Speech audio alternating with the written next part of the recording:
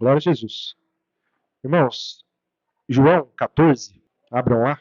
Nós louvamos, né, esse capítulo, e eu achei interessante a gente trazer ele hoje, começar a pregação falando dessa passagem. O Senhor Jesus, quando se despediu dos discípulos, ele disse: Eis que estou convosco todos os dias, até a consumação dos séculos. E nós oramos também, né? Vem como em Pentecostes e enche-me de novo, Espírito Santo. Clamamos o Espírito Santo, que é o próprio Senhor Jesus, o próprio Deus, o Pai, habitando em nós. E os irmãos, se prestarem atenção na leitura, vamos começar aqui no verso 1, os irmãos vão ver que a palavra é uma palavra de esperança. A palavra de esperança, de fé, diz assim: Não se turbe o vosso coração, credes em Deus, crede também em mim. Na casa de meu pai há muitas moradas. Se não fosse assim, eu vos teria dito: Vou preparar-vos lugar. E quando eu for e vos preparar lugar, virei outra vez e vos levarei para mim mesmo, para que onde eu estiver estejais vós também. A mensagem aqui, irmãos, é uma mensagem de esperança, é uma mensagem que faz a igreja olhar lá na frente, esperar aquilo que ele prometeu e se contentar com isso. Porque o Senhor Jesus ele começa a falar sobre as tribulações, ele começa a dizer da sua crucificação, alguns capítulos antes aqui, se a gente voltasse a ler, e ele vem falando de tribulação, né? Ele vem falando de padecimento. Então, irmãos, quando ele chega aqui no capítulo 14, onde nós estamos lendo, ele vem dizendo: não fique com o coração angustiado, não se turbe o vosso coração por causa do momento da aflição, da dificuldade. Então, nós vemos que o Senhor Jesus ele não vai impedir que as dificuldades cheguem à nossa vida, as tribulações. Mas ele nos dá ferramentas, nos dá esperança, para que nós venhamos olhar para aquilo que ele prometeu e aquilo ser para nós uma força e uma fortaleza que vai nos ajudar a vencer aquilo que vem sobre a nossa vida.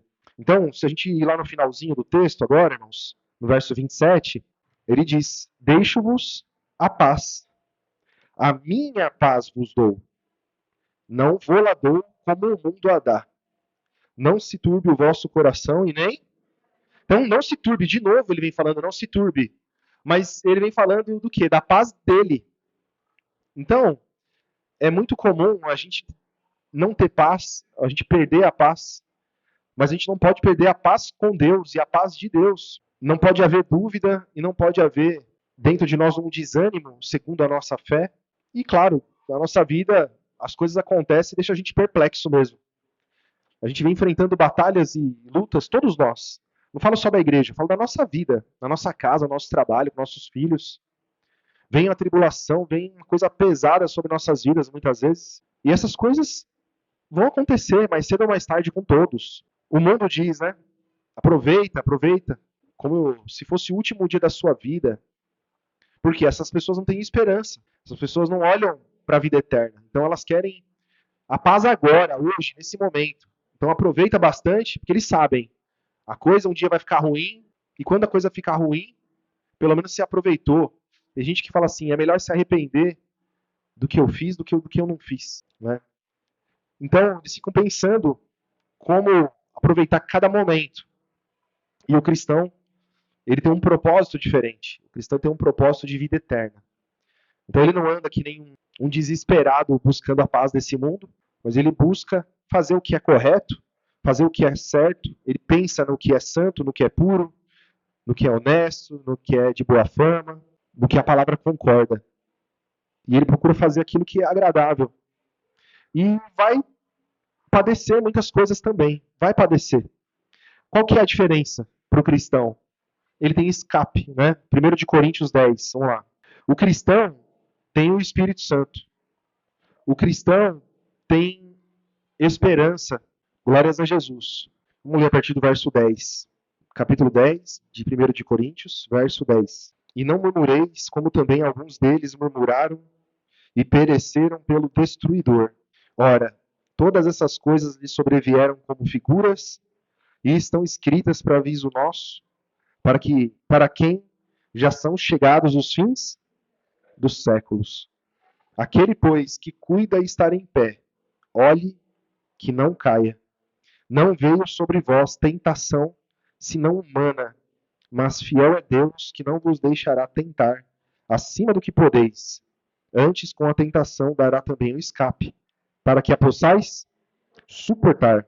Então, eu peguei um pedacinho aqui do texto, que ele traz à memória o que aconteceu lá no deserto, quando o povo de Israel foi tentado pelo Senhor, para saber o que tinha no coração deles, se eles iam cumprir a lei ou não. E foram mortos ali pelo anjo destruidor.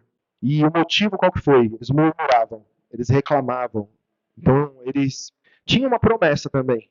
Não é a nossa promessa. Eles iam entrar numa terra que emana leite e mel. O que isso significa? Isso é uma figura de um lugar onde a terra é produtiva.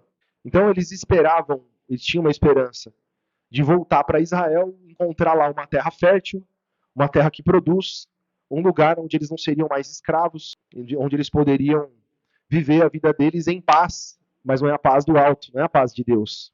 A paz da carne, tendo colheita, tendo animais, tendo terra fértil, tendo chuva, e não tendo perseguição, não tendo tribulação.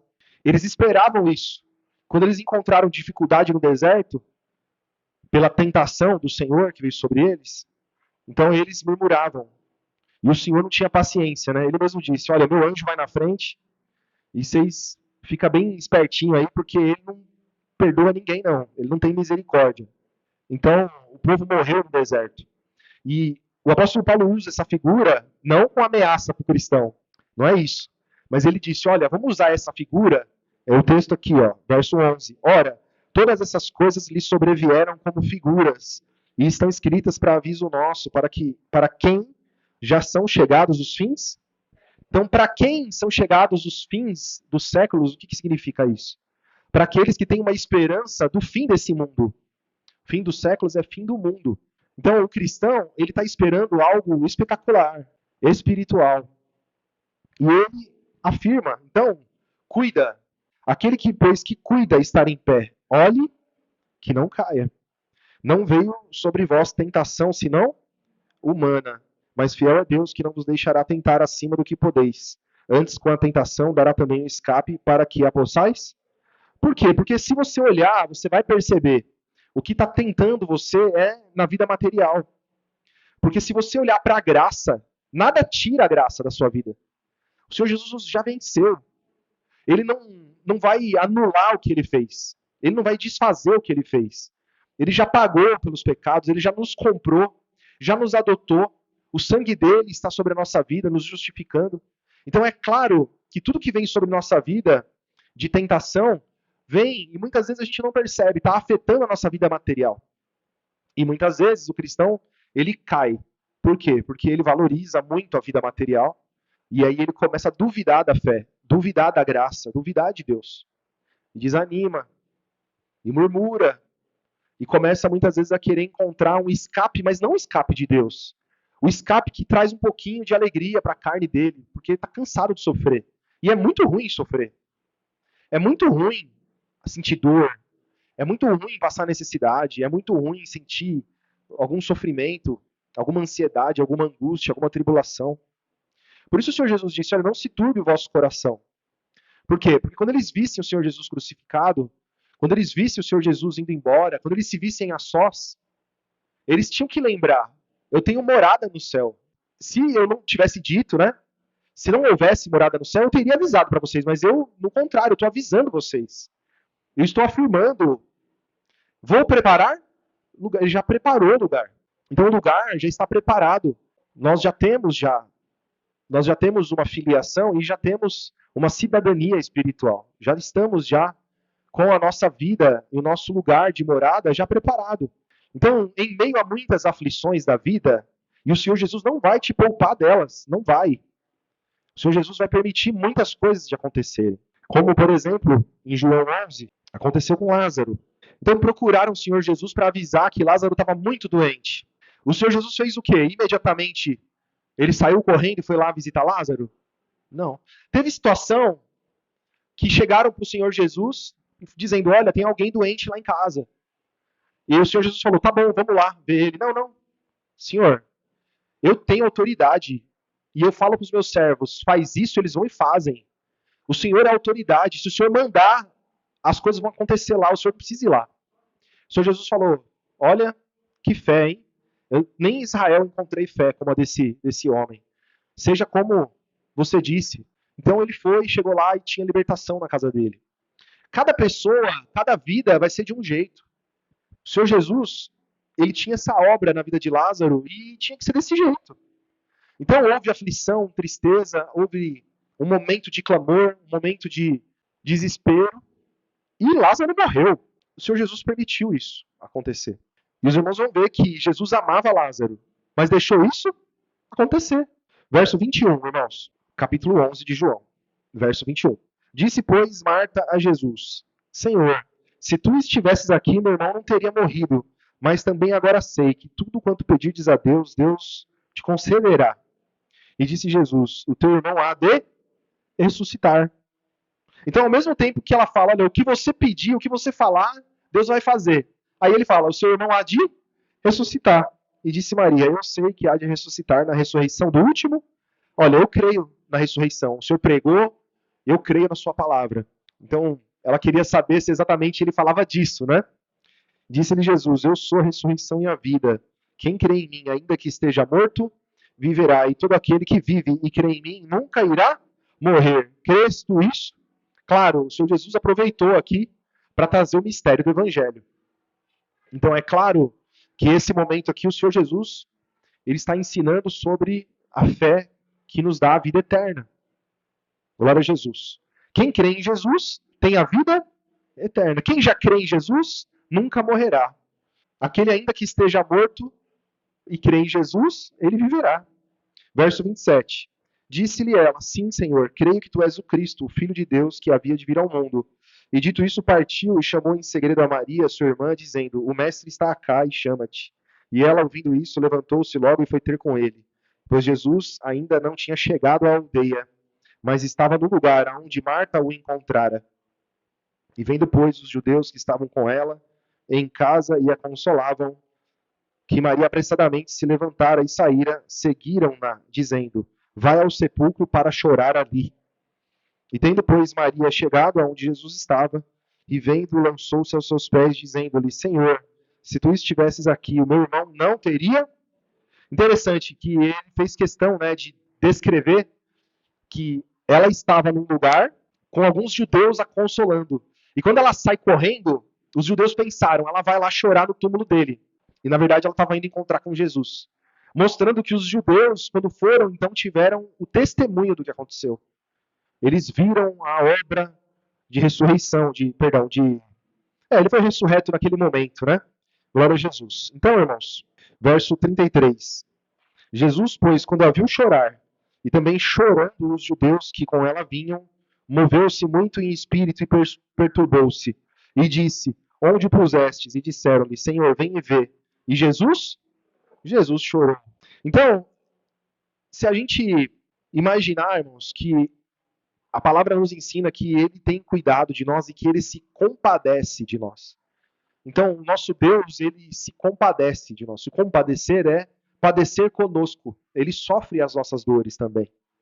Então, ainda que seja necessário você passar por dificuldades, você sabe que Deus está passando com você.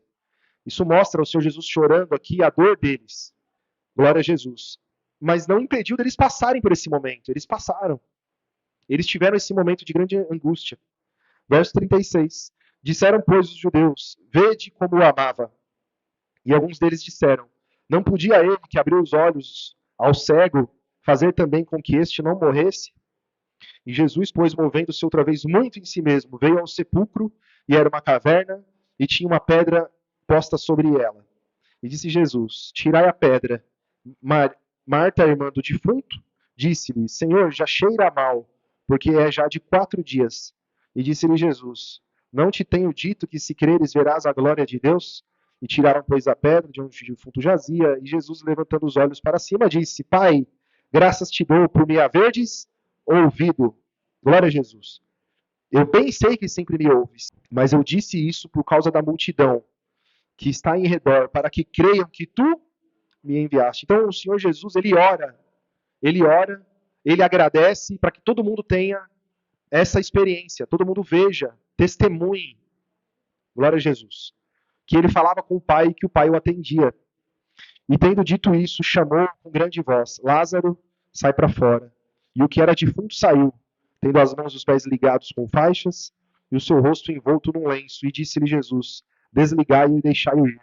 Muitos, pois, dentre os judeus que tinham vindo a Maria, que tinham visto o que Jesus fizera, creram nele. Mas alguns deles foram ter com os fariseus e disseram o que o Senhor Jesus tinha. Então, no meio de tudo aquilo que aconteceu, ainda teve gente que não creu. Ainda teve gente que foi arrumar confusão e delatar o Senhor Jesus. E os irmãos vão ver que até Lázaro, depois de ter ressuscitado, foi perseguido. Se os irmãos continuarem lendo, até ele, né, ficou de novo com risco de vida, porque as pessoas também queriam matar Lázaro, que tinha sido ressuscitado. Então, irmãos, os irmãos percebem que a aflição de Lázaro, a dor da enfermidade que ele tinha, o levou à morte. O Senhor Jesus, que podia ter feito a obra imediatamente à distância, permitiu que tudo acontecesse com Lázaro.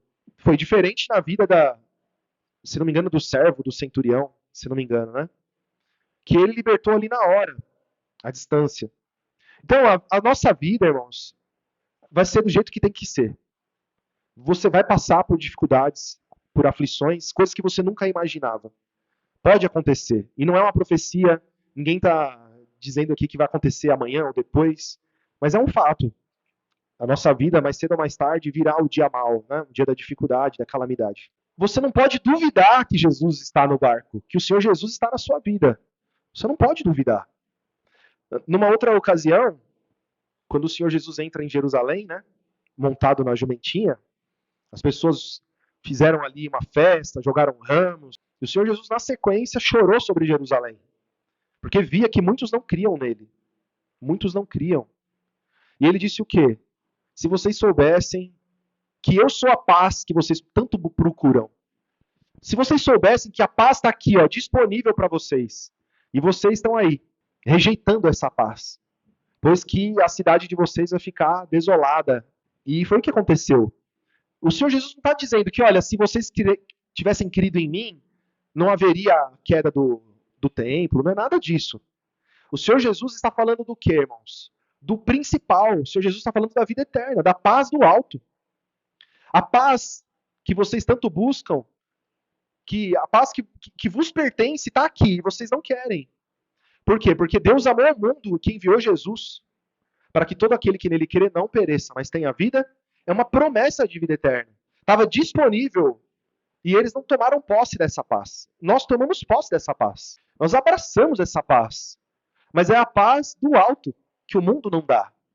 Então, durante a vida, nós vamos viver grandes aflições e dificuldades. Mas Jesus está conosco todos os dias. O Espírito Santo nos consola e vai te ajudar naquilo que você não pode suportar. Então, você está passando, você está suportando. Então, acredite, o Senhor Jesus está na sua vida. Se você não recebeu o escape, é porque você está podendo suportar. Glória a Jesus. Então, irmãos, em Marcos 4, a tempestade apaziguada. É um fato que aconteceu, né, irmãos? E serve de figura para a gente. Marcos 4, verso 35. Marcos 4, 35. E naquele dia, sendo já tarde, disse-lhes: passemos para o outro lado. E eles, deixando a multidão, o levaram consigo, assim como estava, no barco. E havia também com eles outros barquinhos. E levantou-se grande temporal de vento, e subiam as ondas por cima do barco, de maneira que já se enchia. E ele estava na popa, dormindo sobre uma almofada. E despertaram-no, dizendo-lhe, mestre, não se te dá que pereçamos? Em algumas traduções vai estar assim, o Senhor não se importa que pereçamos? E ele, despertando, repreendeu o vento e disse ao mar, cala-te, aquieta-te. E o vento se aquietou e houve grande bonança. E disse-lhe, por que estáis tão temerosos? Como não tendes fé? E sentiram um grande temor e diziam uns aos outros, mas quem é este que até o vento e o mar lhe obedecem? Então esse texto aqui mostra que eles são repreendidos também. Vocês não têm fé, não? Então, no momento da aflição, nós temos que usar a fé. O Senhor Jesus estava com eles ali. Por que eles duvidaram? Por que eles questionaram? O Senhor não se importa? Que nós estamos perecendo aqui, você não está vendo? E muitas vezes esse é um questionamento. Muitas vezes por falta de entendimento da palavra. Muitas vezes por falta de maturidade na fé. Então, quem questiona, eu já disse isso antes, né? E eu vim de uma religião que as pessoas falam muito isso. Será que Deus me ama? É uma pergunta ridícula. É um pecado essa pergunta. Então, não existe esse questionamento. Ah, o senhor não se importa? O senhor não está nem aí pra gente? Como é que a gente passa por uma situação dessa? E o Senhor Jesus chama isso de incredulidade. Isso é incredulidade. Isso é incredulidade. Não, mas eu estou sofrendo muito. Não, mas eu estou numa grande angústia. É incredulidade. Não pode haver essa incredulidade. Porque ele diz que estaria conosco todos os dias. E ele está todos os dias. Nesse momento você tem que pensar, ele está comigo, eu estou passando por isso, eu vou me apoiar nele. Eu vou falar com ele. Eu vou buscar forças dele. Eu vou buscar o escape dele. Eu vou buscar a solução que vem através dele.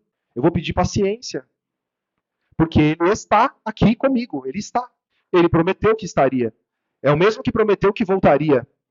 É o mesmo que prometeu que ressuscitaria. Ressuscitou. O Senhor Jesus disse que seria crucificado e foi. E o Senhor Jesus ressuscitou.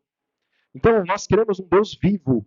Um Deus que esteve conosco, que nos ensinou todas as coisas, que morreu, que ressuscitou, que subiu ao Pai, e nós vimos ele subindo, e esperamos a sua volta. Temos todas as coisas necessárias, irmãos. Nós temos tudo que é necessário para nós vivermos. E temos que guardar a nossa fé, sem duvidar. Glória a Jesus. Em Hebreus, irmãos, Hebreus 4. Irmãos, o Senhor Jesus, ele repreendeu os ventos. Ele mandou o mar se calar. Fica quieto aí. Fica quieto. Vento, para agora. Isso é impossível. Isso é um milagre. O Senhor Jesus mexeu no curso da natureza, dos ventos, dos mares. Glória a Jesus. Hebreus 4, vocês acharam, né, irmãos? Verso 12. Porque a palavra de Deus é viva e eficaz, e mais penetrante do que espada alguma de dois gumes, e penetra até a divisão da alma e do espírito, e das juntas e medulas, e é apta para discernir os pensamentos e intenções do coração. E não há criatura alguma encoberta diante dele. Antes, todas as coisas estão nuas e patentes aos olhos daquele com quem temos que tratar. Glória a Jesus. Então, irmãos, imagina só. Se não tem nada que fique escondido aos olhos de Deus.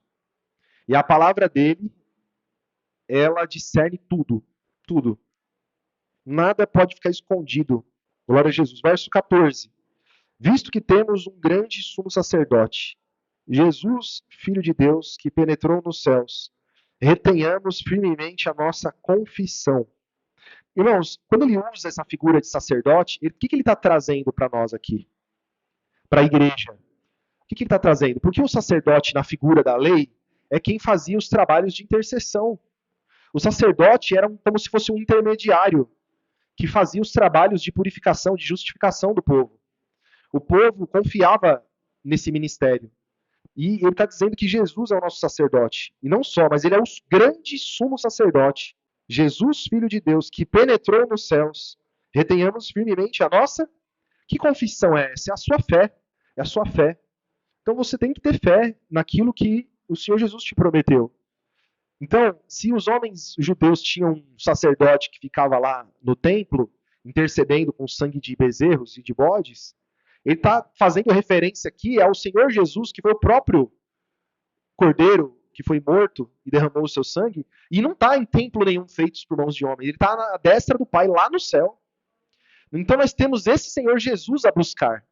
Nós temos esse Senhor Jesus para orar, para pedir, e ele nos ajuda conforme a sua vontade. Então temos que guardar a nossa confissão de fé. Verso 15. Porque não temos um sumo sacerdote que não possa se compadecer-se das nossas... Então, o que é compadecer-se das nossas fraquezas? É padecer conosco quando nós estamos fracos. O sacerdote da lei, se tinha um judeu doente, padecendo, sofrendo, ele lá não podia fazer nada. Muitas vezes nem sabia o que estava acontecendo.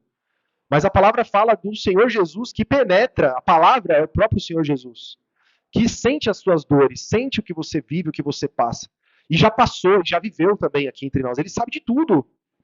Então esse Senhor Jesus, ele compadece das nossas fraquezas. Glória a Jesus. Verso 15. Porque não temos um sumo sacerdote que não possa se compadecer das nossas fraquezas. Porém que como nós, em tudo foi tentado, mas sem pecado. Cheguemos, pois, com confiança ao trono da graça, para que possamos alcançar misericórdia e achar graça, a fim de sermos ajudados em tempo. Então você vai ser ajudado e vai ser no tempo oportuno. É o tempo de Deus. Então, lembra dessa história, né, irmãos? A pregação está sendo dita. Em um caso, foi na hora a libertação. Em outro caso, Lázaro ficou 4 dias no sepulcro. Mas ele foi lá e fez a obra. Glória a Jesus. Nós temos que crer, irmãos. No capítulo 10, para finalizar, irmãos, capítulo 10, verso 32. Lembrai-vos, porém, dos dias passados, em que depois de serdes iluminados, suportastes grande combate de aflições. E em parte fostes feitos espetáculo com vitupérios e tribulações. E em parte fostes participantes com os que assim foram tratados. Porque também vos compadecestes das minhas prisões, e com alegria recebestes o roubo dos vossos bens, sabendo que em vós mesmos tendes nos céus uma possessão melhor e permanente. O que ele está querendo dizer? Ele está fazendo eles lembrarem que quando eles creram em Jesus, que eles foram iluminados, a tribulação veio rápido. E eles foram perseguidos, foram colocados em grande combate e aflição, tribulação.